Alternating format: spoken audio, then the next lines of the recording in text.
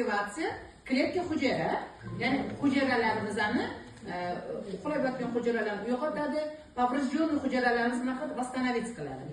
Aktivator kletkamiz bu teragertsiya valna bilan ishlaydi, ya'ni to'lqin bilan. Bu lazer emas, nur emas. Teragertsiya valna degani bu, masalan, mana aeroportlarda hamma uchgan ko'rasizlar, bundoq kabinadan o'tamiz, o'tganimizda ekranda qiladi, bitta kompyuterda ichingizda nima borligini ko'rib turadi. Xuddi o'sha to'lqin mana shu apparat priborimizga qilingan. Buni o'ylab topib, foydaligini bilgandan keyin shunaqa pribor ishlab chiqarilgan. Ya'ni bu priborimiz nima ish bajaradi? Qon tomirlarini mikrosirkulyatsiya qiladi, limfalarni tozalaydi. Yana qaytaman o'sha savolga.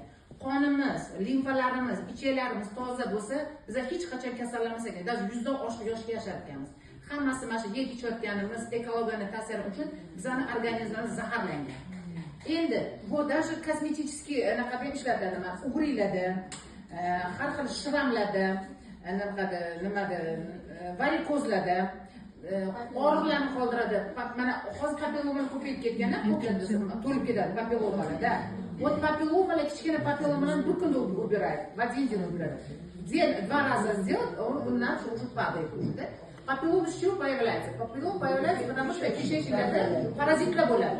Parazitlar bo'lgan organizm shunchaki aqlliki bizga предупреждение, demak kishechnigiga ahamiyat berib o'sha tashqariga chiqib o'sha har xil papillomalar, dog'lar hosil bo'ladi.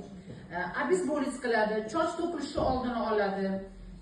Даже bizda chochlar oqarganlar bor. Chunki demak chochimizdagi o'sha tegiga piyozcha bo'ladi-ku hujayrada.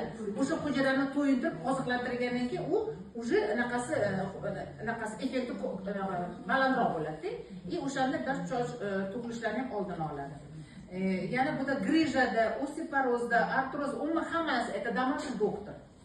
O'sha skorostda ishlaydi, xuddi fenga o'xshab ishlatiladi. Даже mana